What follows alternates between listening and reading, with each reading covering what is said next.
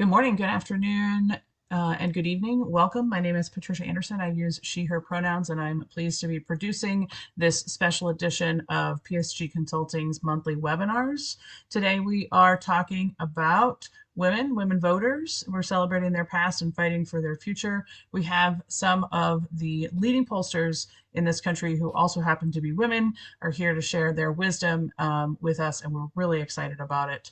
I want to thank you for joining us and just give you some brief housekeeping remarks before we get started.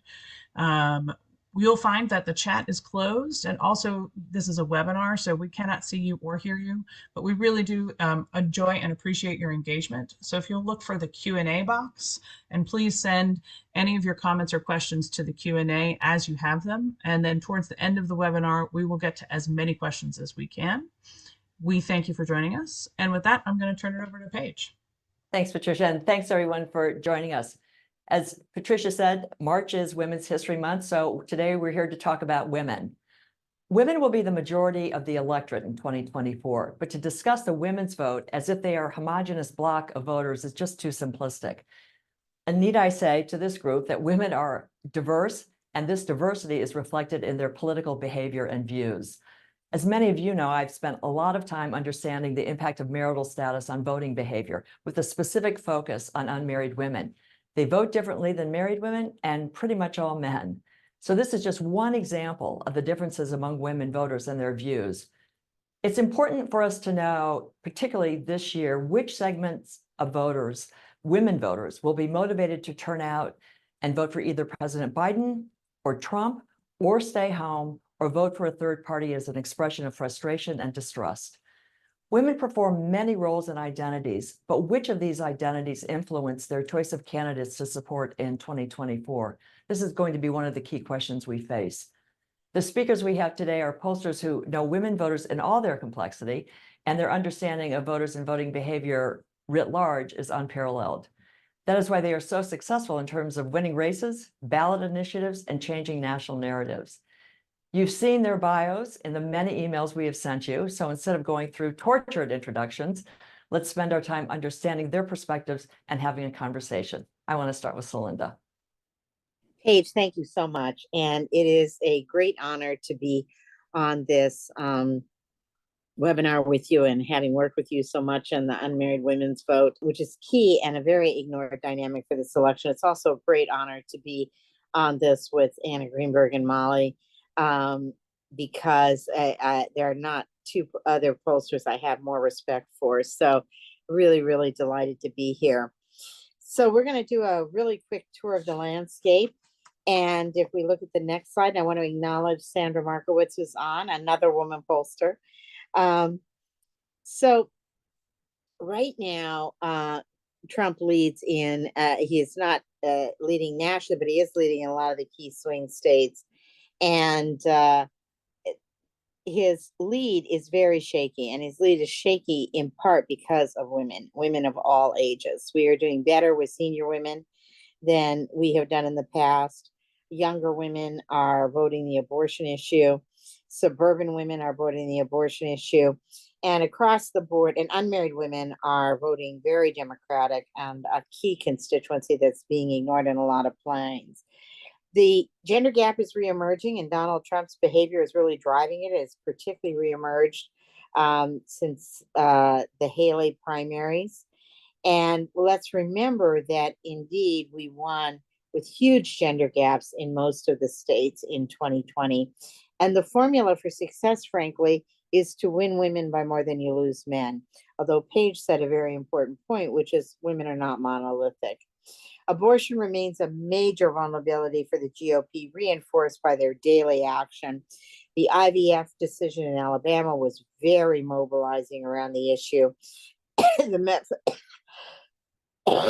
mifepristone and medication abortion issue, the jailing providers and patients that's coming up later. There is also a range of economic issues, and Democrats have to at least tie on the economy with women. And this is one of the biggest burdens. Women are more negative about the economy. They have a kitchen table orientation. No woman ever thought she was helped by GDP, but she does think that doing away with a two-tiered wage, for example, or having paid family and medical leave could make a big difference in her life. And let's talk a little bit about some of the economic issues that are particularly working right now with women. So as Eleanor Roosevelt said, and we celebrate women's history, if we look at the next slide, it is indeed up to the women. And this is just one of the many polls that shows the current status right now, with men voting very solidly for Trump and women voting for Biden. The key here is we have to increase our margin with women. There are also, if we look at the next chart, some very interesting long-term changes, and many of us committed to issues and committed to an agenda here. We're not just voting partisan labels. And you can see here one of the most interesting pieces of data, with younger women becoming substantially more progressive and younger men actually declining a little bit in their progressive orientations. It's a topic for another day, but there is definitely backlash out there as well, as women are becoming more powerful and owning their power and contesting who's in control of women's lives. You can't overstate, if we look at the next slide, the impact of the Dobbs decision, abortion, the 2022 elections and the 2024 elections. And I think both of my colleagues will speak to this, but let me show you a little bit of the data. 78% of the voters say that the abortion issue is important. 50% say it is very important. Notice all kinds of women, college and non-college educated women, women of color who have become significantly more pro-choice since Dobbs, unmarried women, absolutely crazed about the abortion issue, 63%, 71% of younger voters, and 63% of younger women. So abortion is a major, major issue for women, and it's a major determinant of their vote. If we look at the next slide, we are living in an America that is now solidly pro-abortion, 59% to 35%. States differ, but every state we have seen a 5 to 10 point increase in the number of voters who are pro-abortion and for guaranteeing access to abortion. And again, we see some very big gaps with different kinds of women. College educated women, 52% say it should absolutely be legal and available under all circumstances. Younger women, 45%. Unmarried women, 51%. Women of color, over 50%. So very, very strong issue for us. And the contraception issue, very strong for women as well. Although men like contraception too, interestingly enough. Latinas in particular believe that contraception could be outlawed as well as abortion. That's a very salient issue for them. If we look at the next slide, this is just one of the many pieces of data that shows Biden having a huge advantage over Trump, and Democrats in general having an even bigger advantage, and our women candidates, our Democratic women candidates, having a very big advantage on the abortion issue.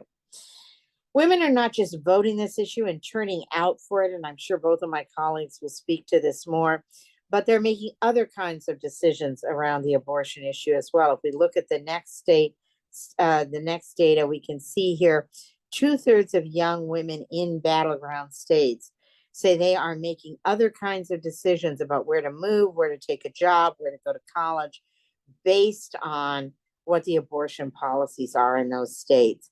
And one of the things the IVF decision did that was very salient is it made women in safe states, so-called safe states, firmly believe that no one is protected here, and that they're talking and they will keep moving until they get a nationwide ban.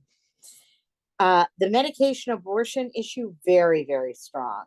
If we look at the next chart, you can see 2/3 support medication abortion.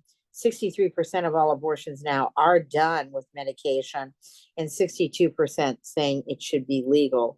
God bless Americans. They don't even know how you can figure out what's in their mail. They think that should be unconstitutional.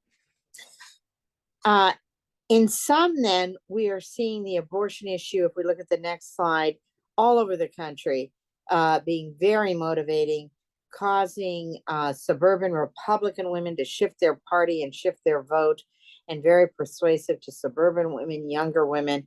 Abortion is just doing a tremendous, tremendous amount of work for us in races up and down the ballot. People are voting this issue in mayoral races, in AG races, in presidential races, in federal races. And of course, we have a record number of initiatives on the ballot in 2024, as we did in 2022. But for women, as well as abortion, if we look at the next slide, it is still the economy. And women say the economy is not working for them. Their challenges include inflation, rising costs, struggling to make ends meet, housing costs, and caregiving responsibilities. Women firmly believe they are not paid the same as men, and that equal pay is a major economic policy. Believe it or not, men also solidly support equal pay as an economic policy. The ERA, which we're not talking about enough, but is on the ballot in New York and being talked about in places, very, very popular with voters, particularly with women in terms of ending discrimination. And they think this whole agenda of the MAGA Republicans is one of power and control, and they're very eager to move on that agenda. Women firmly believe that their families are struggling to make ends meet, and the average woman in America goes to the grocery store 3 times a week. So she is confronted every other day with rising costs. Healthcare costs very salient to women as well, and rising healthcare costs. And we're not talking about healthcare enough. This is one of the issues that's really strong for women. If we look at the next slide, this is one of the most important slides I'm going to show you, where we asked for Way to Win, which party is better on the economy, and then which party is better for you and your family's economic well-being. Democrats are behind on the economy, but slightly ahead on economic well-being for your family. And look at the vote among women. Among women, we're 4 points ahead on the economy, but 19 points ahead when it's translated into your family's economic well-being. And among older women, we're 12 points behind on the economy and 1 point ahead when we talk about your family's economic well-being. Personalizing this and making this about how women are experiencing the economy for their families is very, very important to winning the economic debate with women, and absolutely essential to doing that. God bless women. We have the ability to worry about lots of things at once. And if we look at the next slide, you can see that there is a host of issues. Abortion at the top, but gun violence, strengthening Social Security and Medicare, which is a big issue for women, both as recipients and caregivers. The fact that the wealthiest are not paying their fair share, and that this will lead to cuts in children and senior programs. Climate change, that people are, the Democrats look out for everyday working families, and that we are fighting the divisive politics of people like Donald Trump and Marjorie Taylor Greene. Women are much, much more worried about the style of Donald Trump and the division and the increase in racism and misogyny that he legitimizes. And women are very worried about the kind of future for the next generation that will be left if Donald Trump gets another 4 years.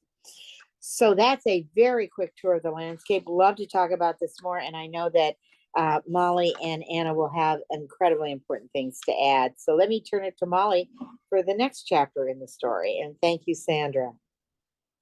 Thank you so much, Celinda. I am excited to share some recent data really focused on women that we conducted.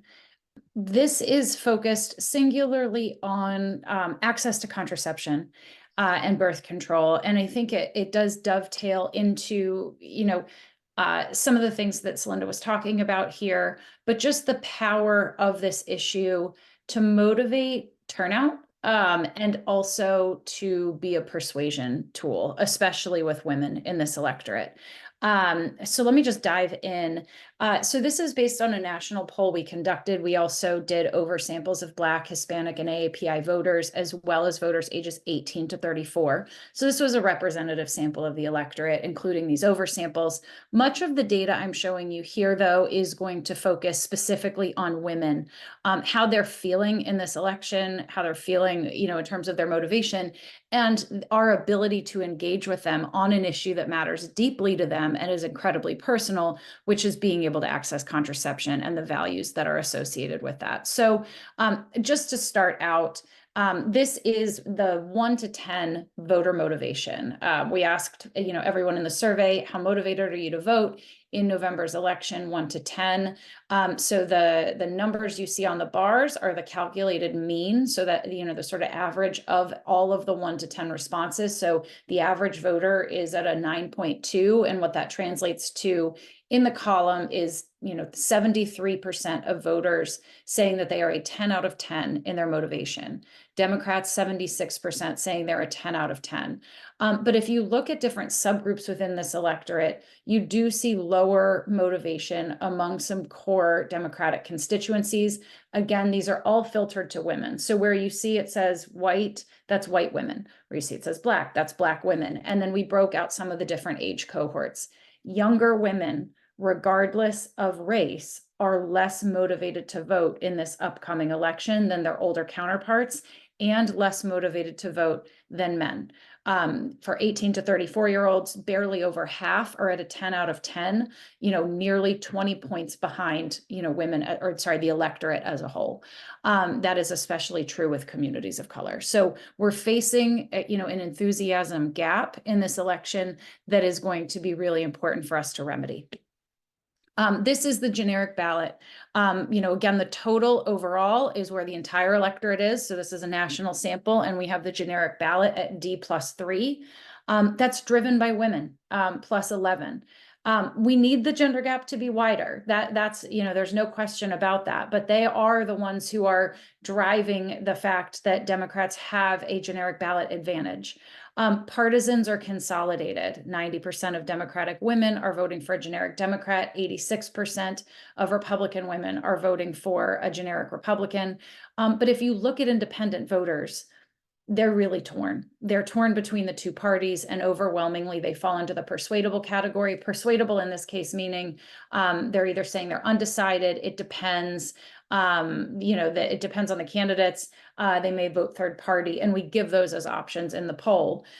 Black women are well consolidated. They're better consolidated than Black men. But if you look at the gaps with Hispanic and AAPI women, they're far narrower than 2020 performance. The reason you see that 56% with a picture of Joe Biden, that is where women, 56% of women voted for Joe Biden in 2020. And we're, at least in the generic context, tracking way beneath that. And that's true across all subgroups, but especially women of color and younger women who are just not nearly hitting where they were in 2020.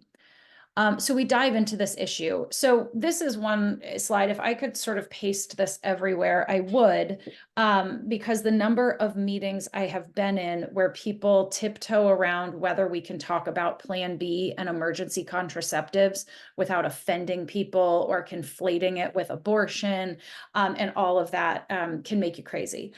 So we just tested the favorability rating for birth control. So 88% of women have a favorable view of birth control. Men are also favorable to birth control, but the margin is less. And some of it is a margin of familiarity. Men give a can't rate, a higher can't rate. They're less familiar, but they still are really favorable towards it. You see no gender gap between Democratic women and Democratic men in their perceptions of birth control. Where you do see the gap, and it's a knowledge gap, is with independent voters, where by 85 points, 90% of independent women are favorable to birth control, and especially so with younger voters. But the differentiator here to me is how familiar the electorate is with emergency contraceptives and Plan B. 70% of women have a favorable view towards Plan B.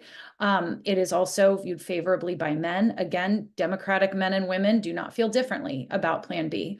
Where we do see a bit of a difference and a gap, yes, with independents, but also with Republicans. Republican women by 13 points have a favorable opinion of Plan B, and less so single digits with men. And you look at younger women who are under 34, far more favorable towards it. And this is such a clarifier, both with men and with women, but especially with women. They know what this stuff is. We don't need to be so cerebral and worry that there's going to be this bizarre confusion. And they want to have access to it.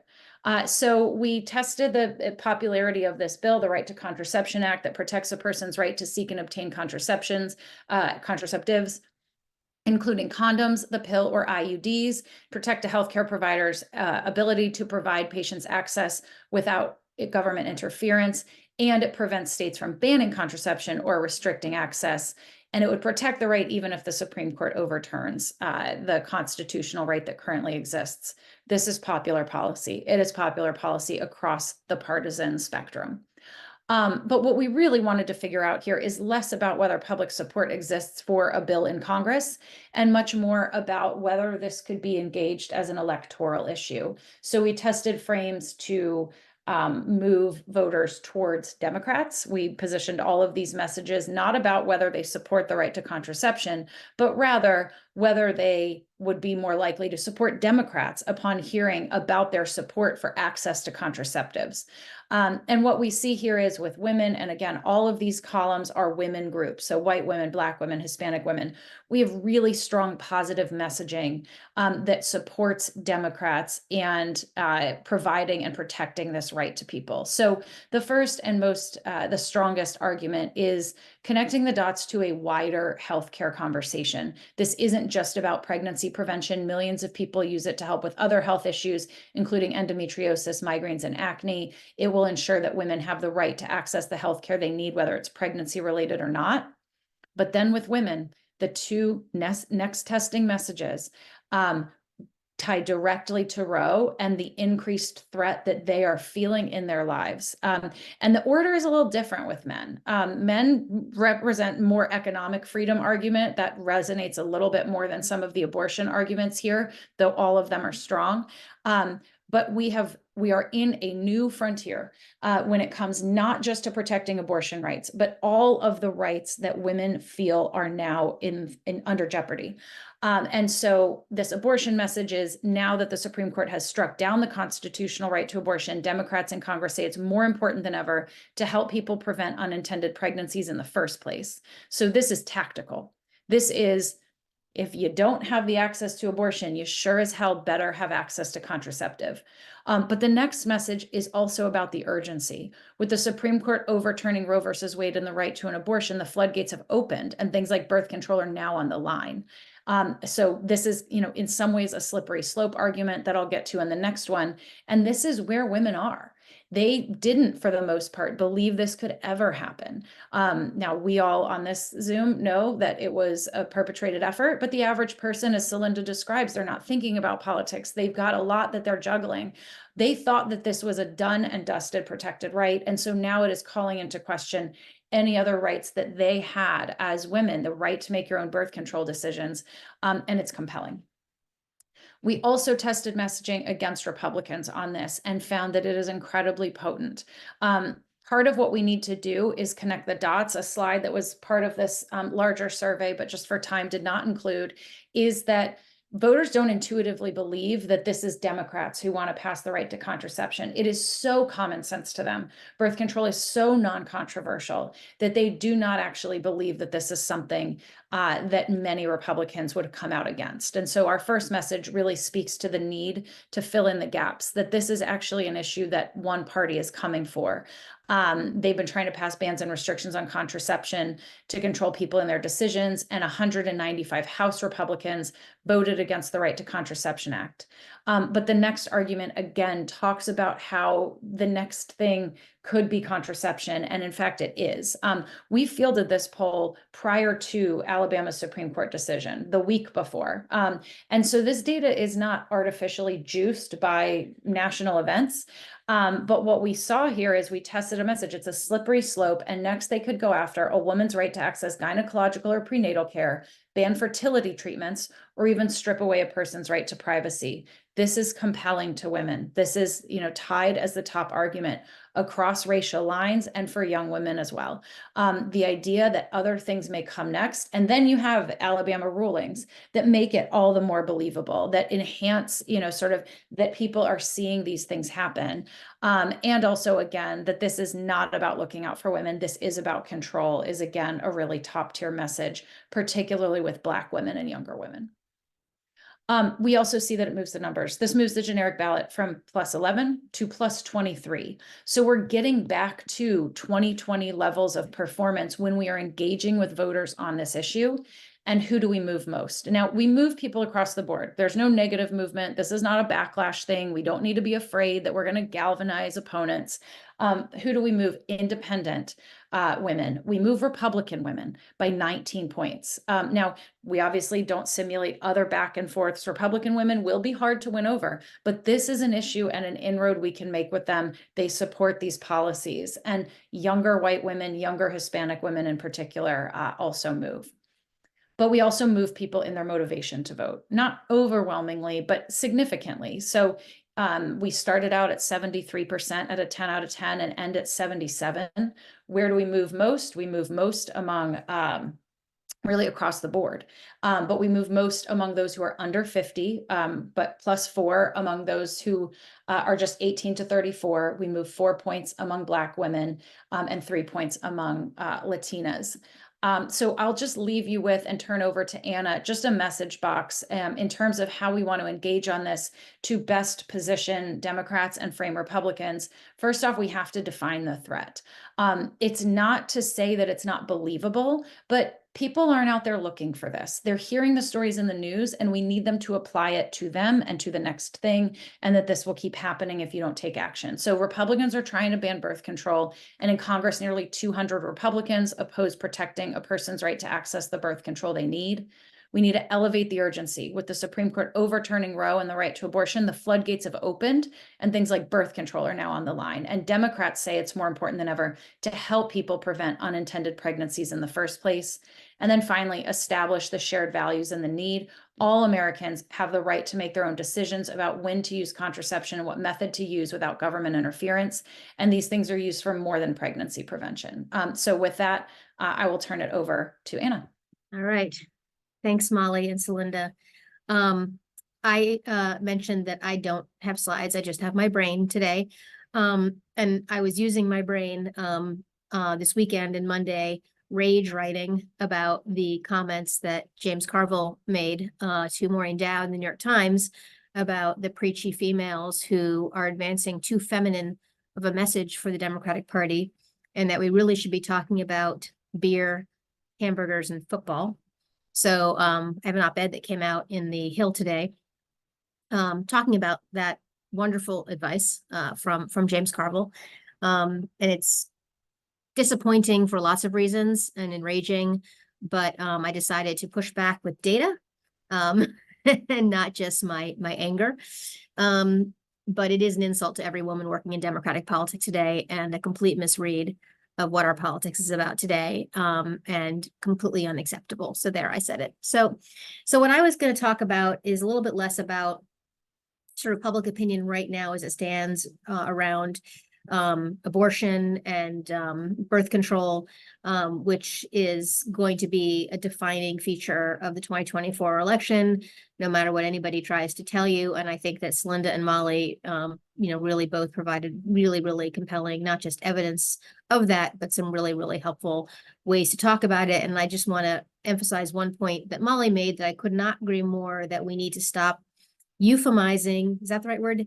Using euphemistic language around abortion. I understand, and I was part of some of this work back in the day when, abortion rights were under assault and we were losing, and we were trying to find ways to talk about women's reproductive health care in ways that could bring in a broader audience of voters. And so we talked about Planned Parenthood and cancer screening and birth control and that sort of thing, and use words like reproductive health and freedom.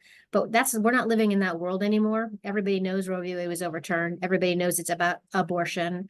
When you are in focus groups with women, they talk about their rights being taken away, and we don't need to sort of pussyfoot around how we're talking about it. We can be super clear about exactly what we're talking about it and use the language that women use to talk about their right to self-determination and what it means to them to have their rights taken away. So again, I couldn't agree with Molly more about just saying what we mean and meaning what we say and not trying to, if I see one more person write a person's right to private medical decisions as a euphemism for abortion, I'm going to like tear my hair out. So anyway, so what I wanted to just talk about very briefly is just that, you know, our politics are fundamentally different now, and they really, a lot of the sort of strains that we see now have been ever present, but they really come into sharp relief after the 2016 election, which is probably the most gendered election that any of us has ever seen. It may be the year that women got the right to vote was a more gendered election, but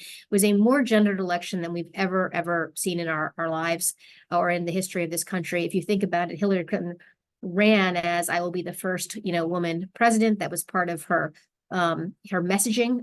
It's also just a fact, but also running against what I think we can all agree was a rank misogynist, and who also made her gender an issue and gender an issue throughout, including, as you remember, you know, saying that, you know, Megyn Kelly was bleeding from somewhere when she, was during the Republican debate. And so, you know, his behavior, you know, during the presidential, the vulgarity, the Access Hollywood tape. So it was gendered in a way that no election has ever been gendered, and it has continued to be gendered.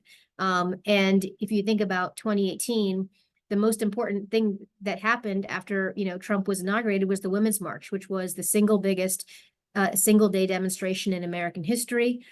It was not organized by Washington, D.C. It was organized at the grassroots. It was a remarkable, I mean, it was organic. I mean, I'd like to think that us smart people in D.C. figured out how to plan that, but that's not what happened. It was organic. It was grassroots. And you had women go on the Women's March and say, I'm now, Lizzie Fletcher, one of my clients, said, I went on the Women's March and I decided to run for Congress. Kim Schreier, women voters, women donors, women candidates, you know, exploded in 2018. And you know, a lot of the messaging in 2018 was around healthcare, but it was still a fundamentally women-powered election. 2020, again, you know, Trump, all you have to say is Trump, weird election because of COVID, but 2022 with the Dobbs decision, you know, obviously an earthquake that fundamentally changed our politics and drove, you know, Democrats over performance. Even though we lost the national congressional vote, we basically won that election. We kept the Senate. We barely lost the House, won, you know, gubernatorial races around the country. We basically won that election, especially in places that had abortion bans with kind of MAGA candidates, where the kind of gendered nature of that election was like in sharp, you know, relief.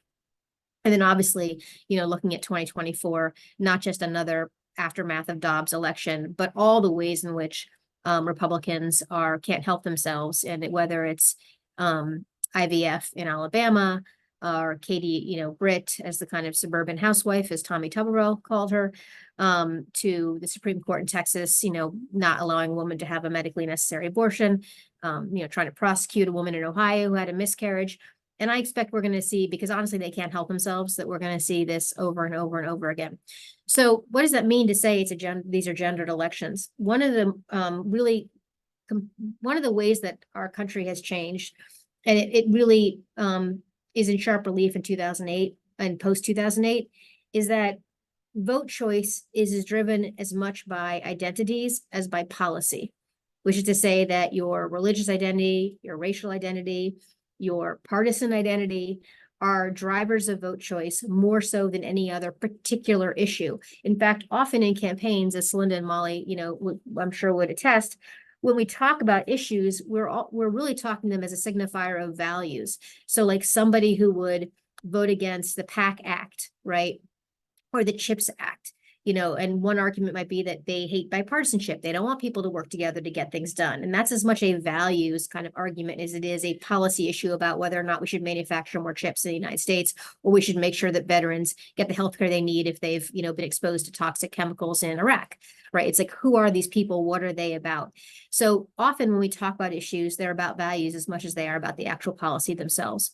And there's some really compelling academic research around this. I mean, certainly, I think that post 2016, you know, there was a narrative about, you know, economic distress and white blue collar voters, you know, feeling the sort of the decline of manufacturing and sort of the, you know, and sort of, you know, Trump's running on anti-trade policies and bringing back jobs. But the academic research was really clear that it was, you know, sort of racial attitudes driving vote choice for Trump. It wasn't, you know, economic insecurity. It was racial attitudes, right? And you could do sophisticated quantitative analysis, control for all kinds of other determinants of vote choice. And it wasn't just that racial attitudes, it was like the strongest, you know, once you controlling for party, the strongest determinant of vote choice, right? And I think that we can, you know, look at Trump and the last, you know, really 10 years since he's been, you know, sadly, 9 years, he announced in 15, 9 years, he's been defining our politics as a kind of elevating of racial attitudes and identity as a driver of vote choice. Well, the same thing is true of feminism, right? And so what Brian Schaffner and other academics found in 2016 was that it wasn't, you know, your whether or not you are a feminist, if you will, or if you hold hostile sexist views, is a driver of vote choice. So, for example, you could ask a series of attitudinal questions about, like, you know, have women's rights gone too far? And or when women complain in the work, you know, when women, you know, they want special rights. When they complain, they want special rights. Or, you know, it's better if women stay home and raise children. The kind of gendered attitudes, right? Do you hate feminists, right? And you could create a scale, what he called a hostile feminism scale. And what you could see was that the higher you were on hostile feminism, the more likely you were to vote for Trump. And obviously, the more feminist, you know, I don't. The flip side is more likely you were to vote for Hillary Clinton. And there was an interesting experiment by the Monmouth poll in 2016 where they did this kind of priming experiment where like half the sample got a question about who earned more money in the household and then vote choice. And then who was the breadwinner, and then the other did not. They just got the vote choice. And men were more likely to vote for men were more likely to vote for Trump when they were primed to think about who was the breadwinner and who was making the money in the household. In other words, by activating hostile sexist feelings, you know, those, and then getting a vote choice question, more likely to vote for Trump. And the important thing here is that just like racial attitudes, where you are on the hostile sexism scale or the feminism scale, however you want to label it, is a predictor of vote choice even after you control for party, religion, racial attitudes. Like, it has an independent effect on vote choice. And by the way, men can also be feminists. And so the effect is magnified for women because they are more likely to be feminists. But for feminist men, it is a predictor of vote choice, right? So it is an attitudinal predictor independent of your gender. So I haven't seen any academic research on the, you know, the 2022 election around, you know, these, I mean, but I have no doubt, you know, particularly post Dobbs, that these kinds of questions, right, are predictors of how people vote. And the reason I spent a little time talking about this is this is now it's a feature of our politics, not a bug. So when, you know, people say, and reporters have asked me this question and my candidates this question, like, isn't abortion kind of played out, right? Like, wasn't that a 2022 issue? It completely ignores the fundamental sort of shift in our in the narrative for women in this country, and the increasing role that attitudes about gender, if you will. I mean, I think gender is the wrong word, but I say feminist attitudes, because obviously gender also goes into transgender and gender identity and a whole set of other issues that are mostly irrelevant to most voters. But and something they don't really think about. But it is sort of fundamental. It is a feature, not a bug. And when you do focus groups, and again, I'm sure that Molly and Celinda can attest to this, and you talk to women, I mean, they're taking away my rights. Like, it's not it's like, and I just did a project recently about sort of how to talk about threats to democracy. And in an open-ended question, we asked, what when you hear threat to democracy, what do you think of? And for women, the dominant category was rights being taken away. And they didn't actually specify abortion per se, but the notion that rights are being taken away. And what's interesting is that I think for men, Trump being elected in 2024 would mean all of our rights being taken away. But for women, they're being taken away right now. So, I think that, I mean, I don't have a great conclusion here, but I believe that 2024, I think we're going to win. I think people are vastly underestimating how angry women voters are and how many women get it. And if you talk to non-evangelical Trump women, in other words, women who voted for Trump, but they're not evangelical Christians, they are pro-choice, they are unhappy. And I think you're going to find that there are going to be women who voted for Trump in the past who may not vote for Biden, but they may not vote, or they might vote third party. And I think that Trump's ratcheting up through the E. Jean Carroll case and other things of his misogyny, wrapped up with this kind of bizarre Josh Hawley, no fault divorce, Katie Britt, fundy trad mom stuff. Like this stuff's, and then layered with the things that are happening like in Alabama and other places. And I think I guess I'll close with, just look at the special election in Alabama this week, where a woman running on IVF, protecting IVF and abortion rights, flipped a Republican district and didn't just flip it, like won it with 60% of the vote. So just do not underestimate women voters and how fundamental women's autonomy and self-determination is for everything that we do in our lives. And the idea that it's a side issue or a group that's an issue that some small group cares about is a total misread of our politics. Thanks. And thanks for the article in The Hill, by the way. It's really, really good. I want to just emphasize one thing that Anna and the other speakers said, which is this notion of identity and how women and voters do bring an identity, a particular identity to the polls when they choose a candidate to support. And that is wrapped into their values. And the issues piece is so important, again, as Anna said, to understand in the sense of what emotions, when candidates talk about issues, what values are they tapping into, but what emotional states are they also tapping into in terms of, how people feel about the issue at hand. So anyway, that was great. Thanks, guys. And Patricia, do you want to open it up? Or actually, let me do this. Why don't I ask the panelists to ask each other questions or comment on what they've just heard from each other's presentations and see what we get.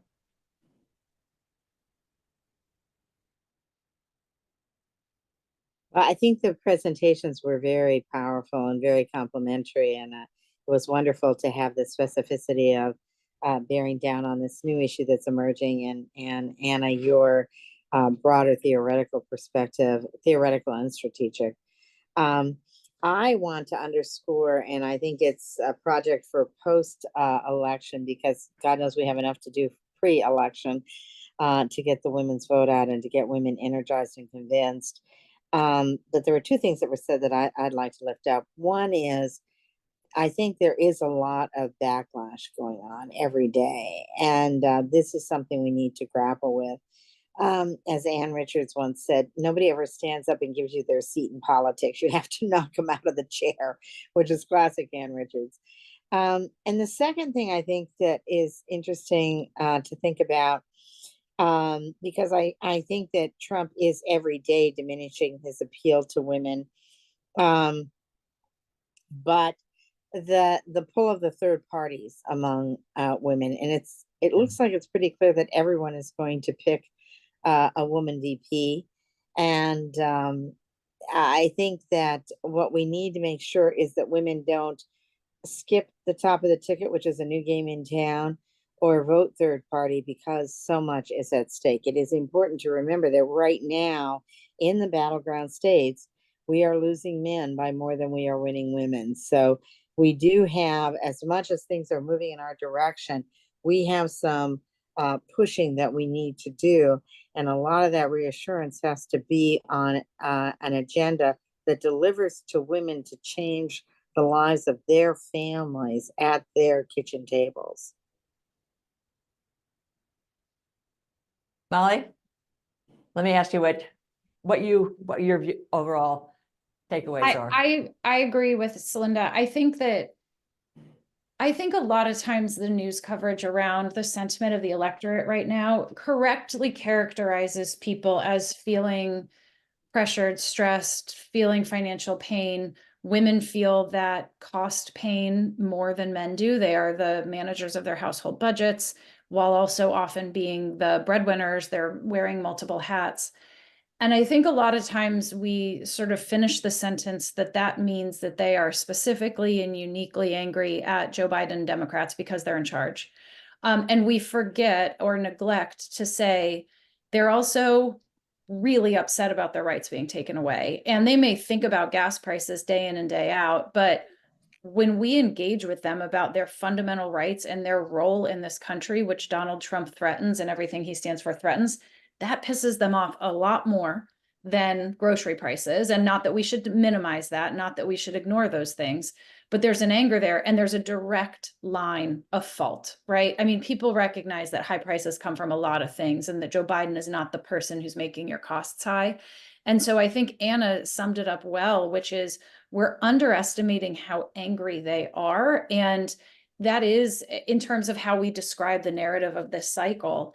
And we've seen election over election over election that they are showing up and telling us how mad they are. And you can't, and I similarly, just sort of to echo what both Celinda and Anna have said, when you get into focus groups, the first thing they will talk to you about is not abortion.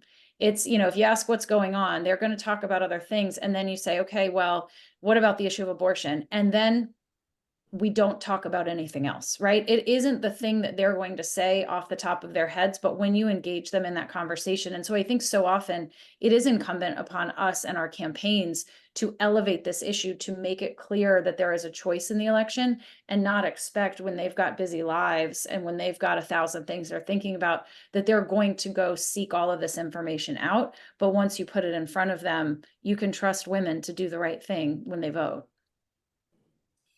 One thing that you said, Molly, that I think is super important is anger. And Anna, you referred to this too. Anger is a lot more motivating than fear. You don't scare people into voting. You make them angry. And that's one of the things that's going on in terms of this agenda of power and control. The other thing that's very, very important for women is to make them, they do feel more like we're all in this together. And they respond very, very much to messages that talk about, 66% of us believe this, or, the vast majority of us believe this, or that when we joined together, we were able to make this difference. So that the social pressure really, really is effective with women to get them to participate and get them to talk to other women to get them to participate. Let's open it up now. Patricia, you want to ask some audience questions? Sure, we have a lot of them. I want to dive in a little bit. One of the first questions that came through was from Christian, who was asking about better understanding of this issue of the economy. And Celinda, I like how you frame it with the kitchen table. And Molly, you were starting to talk about this a little bit too. Can you say more about what it is about the perception of the economy? Is it really, it's really the day to day? Because Christian's point is the big picture economy has been performing well, right? And he's wondering, or I'm sorry, Christian, I don't mean to assume your gender. Christian's wondering if that reality is beginning to set in, and will that start to change people's minds? Do you have any idea or insights on that? I do think that we have to be a little careful, and I'm in no way diminishing the real challenges that people face, particularly groceries and housing. I mean, gas has come down, but groceries and housing especially, which is a particularly intractable problem. These are real struggles that people have. But there was a recent, I think, Quinnipiac poll or Monmouth poll, I can't remember, where, but I've seen this too. If you ask people how the economy is doing, majority say it's doing worse. Very few people say, it's getting better. But when you ask people how they are doing, they're more likely to say they're doing well, which again does not diminish, diminish people's challenges because they're significant and real. And people's perception of the economy, particularly when you're asked about the national economy, is heavily influenced by partisanship. And so Republicans are much more likely to say it's not doing well. And what you'll find is some of the people who say it's doing the best are the people who are doing the worst, because they're more Democratic. The other thing that is interesting about these questions on the economy is that when you ask people, are you doing better, worse, or the same? I said to myself, like, what does the same mean? So then we asked people, are you doing the same in a good way or a bad way? And, about half of them said they were doing the same in a good way. And so when you added the people who were doing better with the same in a good way, it was like 50-50. And so I do think we just need to be a little careful with these measures. And I do think we've let the media sort of dominate the discussion about how viewers, about voters view the economy in this very simplistic way. That being said, I mean, you can't not address economic issues. Obviously, Biden has, limited ability to bring down inflation. But I think that the more specific we can be about the challenges that people face and the kinds of things that we're trying to do to deal with them, is the way to sort of approach it, and not, as I'm sure you all agree, to convince them that the economy is just fine. Oh, the final thing I'll say is I do think perceptions may be changing. We know the consumer confidence index has actually been improving. And depending on what happens, I think, in the next quarter, which, pundits suggest is like the most important quarter, is the second quarter of the election year. And if things continue to kind of proceed as they have, and I have no idea if they will, it's possible that there'll be a bit of a shift, which doesn't, again, deal with the fact that housing costs are out of control. But it's, I think, not as bleak a picture as the simplistic reporting would suggest. I think one of the things we have to do, though, I think the bigger problem for us is less what the economy is actually like and more how in touch we seemed or didn't seem for a long. I think there was a breach of trust here where I think, particularly for women who see a role for government, who think of President Biden as being in touch and an empathetic president, they just think he wasn't getting it. The administration wasn't getting it. And one of my favorite comments was a focus group. This one woman, in all sincerity, asked, but I had to laugh when she asked it, what neighborhoods do economists live in? Because they sure don't live in mine. And I think that one of the things that I know one of the things from the data is that people are voting the direction of the economy. And for women, stability and steady hand is really important. It's one of the things that they voted for Biden to get. And it's very unnerving for them, the ups and downs. And, the unimaginable is constantly happening. Who would have imagined that a ship would run into a bridge and the bridge would completely collapse and the whole supply chain in the entire East Coast is massively affected? That's very unnerving to women. And I think that what's been really good is that the president has communicated better that he was in touch. But one of my favorite examples of this is a campaign that I worked on with Stan Greenberg and Anna in 1993. Bill Clinton used to say, I've created 633 jobs, blah, blah, blah. And he wasn't getting any credit for it. And we went in and did focus groups in suburban LA. And I said, the president says he's created 693,000 jobs. And one woman said, yeah, and I got 3 of them. That's how much it takes to make ends meet in this economy. And we took that back to Bill Clinton, and Bill Clinton very, very responsive to polling data. And he changed within 24 hours to say, I created 693,000 jobs, but that's not good enough until you have one job you can raise a family on. And so we need to, I think part of this is just getting how people live this economy. And for women in particular, how unnerving the uncertainty is and the lack of, 8 months of steady good news rather than up and down, up and down, up and down.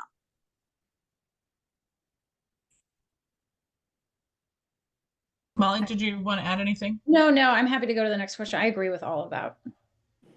Fabulous. Okay, I want to frame a question around a comment that was asked. Jalada was making a comment about the numbers among Black women. I believe, Celinda, this would have been in your presentation, are so much stronger because Black women understand that the GOP is attacking all sorts of human and civil rights. So I'm curious if each of you has anything to share about the intersectionality of women and their various identities, whether they're married, whether they're moms, whether they're Black, whether they're a Latino, and how that impacts. It seems to me like motivation is a common theme here too. I think all of us had data. Molly had data on that too, but I would say, and Paige really laid it out the best in the introduction, that women are not monolithic and they're not one thing, and they feel very comfortable juggling multiple identities, and they don't like kind of policy categories. Like, I've never had a woman describe herself as a recipient. I've never, when we were talking about even the caregiving agenda, and trying to think of, titles for that. And a lot of the women in the focus group said, well, I'm just coming to the table because I'm a mom, I'm a daughter. So the values oriented identities, but yes, they're great. They're definitely interactive effects between religiosity, which Anna is a national expert on, has been one of the biggest factors, race for sure, age, education, marital status, which Paige has helped define for decades. All of those things are very, very important, and employment status as well. And some of these things are subtle. One of the ones that amused me the most in work I did with Paige was the First Wives Club. So women who are married, there's a big difference between women who have always been married to the same man and women who have not always been married to the same man, because you don't forget what that experience was like being on your own. So there's a lot of interaction effects here, but usually they push in the same direction. Being unmarried, being an African American woman, all of that creating extra emphasis on this issue. They don't norm religion a little bit, but they often reinforce rather than cross pressure. And Molly, I'll turn it to you because Yeah, absolutely. I mean, yeah, I think Celinda laid it out well. I think that one thing that, as I am mindful of from the electoral landscape, is how these different identities and these different places and stages of life not just impact what their political viewpoints are and their issues, but also how engaged and how able to catch up with things they are and how hard they are to get in front of. And so I think women, moms, women with kids at home, not just moms as in, you have children, even when they're an adult, you're still a mom, but moms with kids at home and women under 50 are just absolutely impossible to get in front of. They are juggling way too many things, dual income household, or you're a single mom. I mean, either of those things for the most part are going to completely swallow up your time.